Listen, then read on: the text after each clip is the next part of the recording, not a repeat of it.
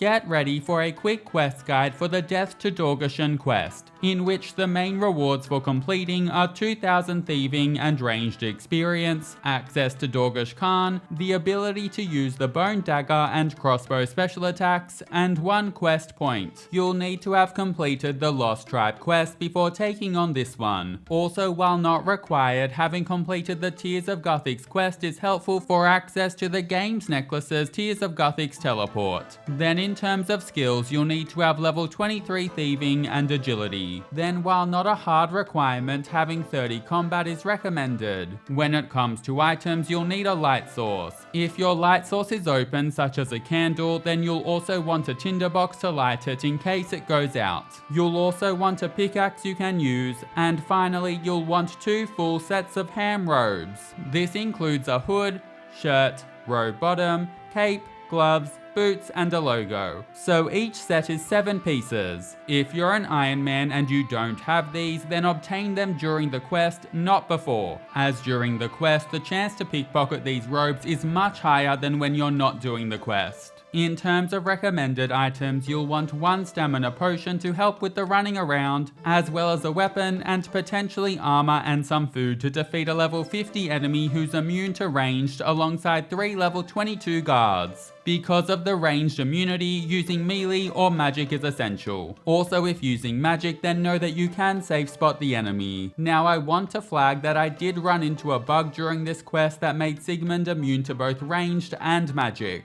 and so I suggest bringing along a melee weapon too, just in case. Finally, when it comes to teleports, you'll want a game's necklace if you've completed the Tears of Guthix quest for easy access to Juna at the Tears of Guthix. But know that while this teleport option is very helpful, it isn't essential. You'll also want up to 4 Lumbridge teleports, although depending on your circumstances you might not use all of them. Now we'll begin in the Lumbridge Castle cellar, as it's an easily recognizable spot close to the official quest start. Once you're here, then ensure that your light source is lit, and then squeeze through the hole along the eastern wall of the cellar. Now run a tad southeast where you'll find Khazgar. Right click and select follow on Khazgar to wind up at the mines, and then search for Miztag close by. Talk to Miztag and begin by asking, "What is this favor?" before then selecting yes to officially begin the quest, and agree to guide a goblin on the surface before going through the chat and clicking away when more options appear. Now if you don't yet have your ham robes, then teleport to Lumbridge now and then run northwest to the Ham Hideout before picking the lock to go inside. Then pickpocket ham members until you have 2 full sets of ham robes, wearing each piece as you get them to reduce the chance of being thrown out of the hideout. Then teleport to Lumbridge again and make your way west back to the Lumbridge Castle kitchen before going down into the cellar. For the rest of us who already have the robes, right click on Miztag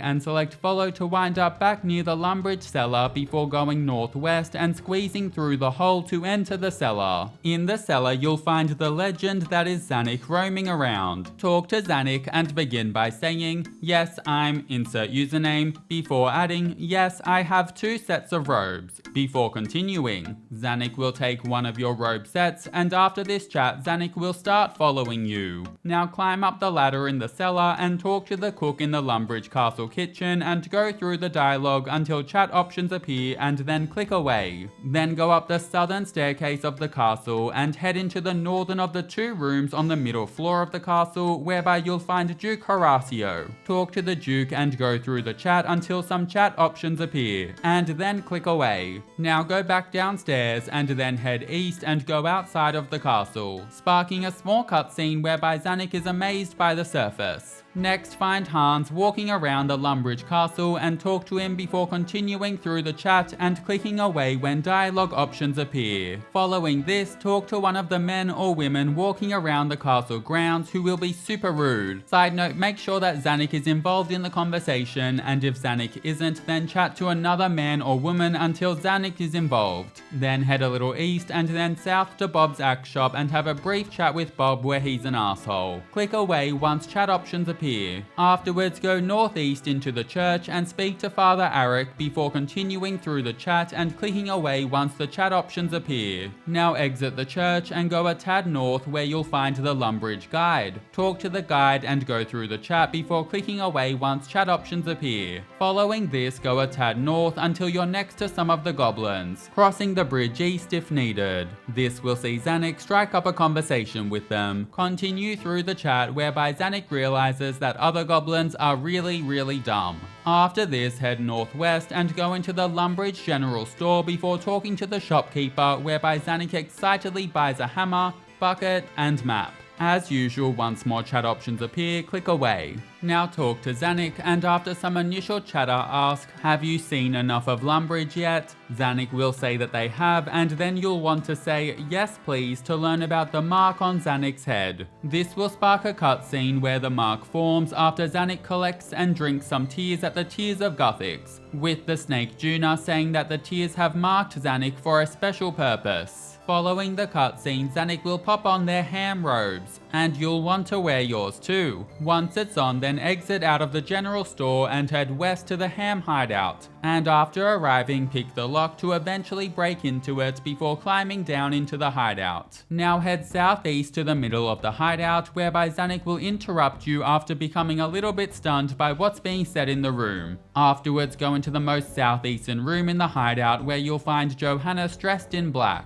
Talk to him and begin by asking, are you planning to do anything about the cave goblins? And when he says that they'll be dealt with, say, that's good, to finish off the chat. Now exit the room northwest and walk behind the stage whereby Zanik notices a trapdoor in the dirt and then stands behind it. Pick lock the hidden trapdoor and once it's open, climb down it. Note that if at any point you're caught during this next part, then you'll need to start this part of the quest again. Once you're here, walk around the corridor and then a guard will stop you. After the brief chat, walk past the guard west until he turns away from Zanik, prompting Zanik to pull her crossbow out and launch it at him. Now squeeze through the crack to your north and then head directly north in the room until you're near another crack. What you'll need to do is wait until the patrolling guard passes by you while walking east, and then as quickly as you can squeeze through the crack in the wall before running west and then south and talking to the guard who's besides the door. This will prompt the guard to turn to you, at which point Zanik will shoot him down. Afterwards continue through the chat with Zanik, after which some chat options will appear. Keep these chat options up. Next, wait until the patrolling guard turns away from you to walk east and then select now, which will prompt Zanik to pop out from behind the corner and shoot the guard down. Now head down the corridor that the guard Zanik just shot down was patrolling, but stop at the end of it before entering the eastern corridor. After Zanik catches up, run 1 tile east into the corridor and then 2 tiles south. The guard will follow you and Zanik will then appear behind them and crossbow them down. Following this, head north as far as possible but without entering the open space. Once here, talk to Zanik and after some chatter say, wait here. With Zanik waiting patiently, go south, then west back through the corridor and then north. When you step into the open space, the guard will turn towards you and Zanik will shoot them down with their crossbow from the other side of the room. Now that all the guards have been dealt with, choose to listen at the large door to your north. While you can't hear what's happening, Zanik can hear. However, you're both caught by a guard and you'll be knocked out before Zanik can tell you. You'll come to in the prison. Firstly, picklock the cell door to escape and then run northwest all the way back to the Ham Hideout entrance before climbing up the ladder to return to the surface, sparking a cutscene whereby you'll find Zanik lying on the ground. Afterwards, inspect Zanik who's not breathing to put her into your inventory. And now we need to make our way back to Juna at the Tears of Guthix. By far the easiest way to do this is to use your game's necklace to teleport to the Tears of Guthix before running a tad north. However, if you haven't completed the Tears of Guthix quest, then you'll need to make your way on foot. To make your way on foot, teleport to Lumbridge and then run west into the kitchen before climbing down the trapdoor to the basement. Then squeeze through the hole along the eastern wall of the cellar before running south a short ways until you see another hole in the wall. If you've previously unblocked it, then squeeze through it, or otherwise use your pickaxe on it to unblock it before squeezing through. Afterwards, run directly south for a while until you see a small body of water. Jump over the stepping stones to reach the other side, and then continue a little further south whereby you'll find a tunnel that you can enter through.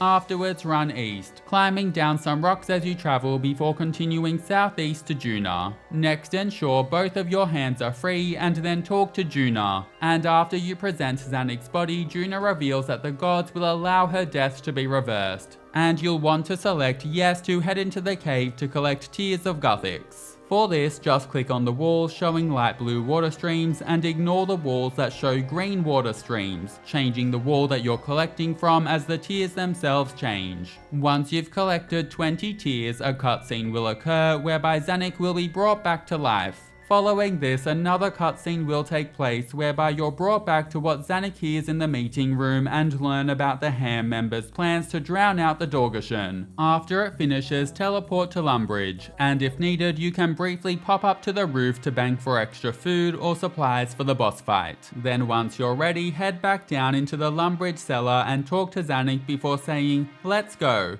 to have Zanik follow you again. Now head up the ladder and run west out of Lumbridge Castle and then further west across the bridge, before then turning to go north for a while until you reach a chicken farm that's alongside the river to your west. Beneath the area filled with chickens is another space with Ham members working. Enter into this part of the farm and then make sure both of your hands are free. Afterwards, search the crates to the south of the area before then selecting, I don't know, what are you thinking? And following some chat saying good idea, to have Zanik hide in a crate that you'll then pick up. Crate in hand, make sure that you're wearing your full ham robes, and then enter into the trapdoor, which will see Zanik pop out and hang out by your side. Now pop on your weapon and armor and run west, which will prompt the boss fight, whereby you and Zanik together need to defeat the level 50 Sigmund and 3 level 22 guards at the same time. Start by defeating the 3 level 22 guards. And yes, while Zanik has great intentions, she also hits a lot of zeros in this fight. If you're safe spotting, then use the crates to prevent the guards and Sigmund from pathing towards you, and you'll be able to easily defeat them from behind the crates. Now if you're using magic, do not target Sigmund at all until Zanik has made him pray protect from ranged, as I believe that could be what caused the bug that led Sigmund to be immune to magic attacks. After the 3 guards are defeated, Zanik will target Sigmund, and in response Sigmund will pray protect from ranged, allowing you to attack him with melee or magic. Once again, just be wary of the bug that could make him immune to magic as well as ranged. And as you can see, I just ended up kicking him to finish off the fight in the end. When you eventually finish off Sigmund, he will end up using the Ring of Life to get away. Boss fight completed, select to smash the drilling machine in the middle of the room, and after it's destroyed, run east before then following the tunnel south for a while until you reach the end, and then select to unblock it. This will start and have you go through a cutscene back at the mines, and once it's completed, bam, quest complete. You'll be awarded 2000 thieving and ranged experience, access to Dorgesh-Kaan, the ability to use the bone dagger and crossbow special attacks, and 1 quest point. Thanks so much for watching, catch you in the next quest.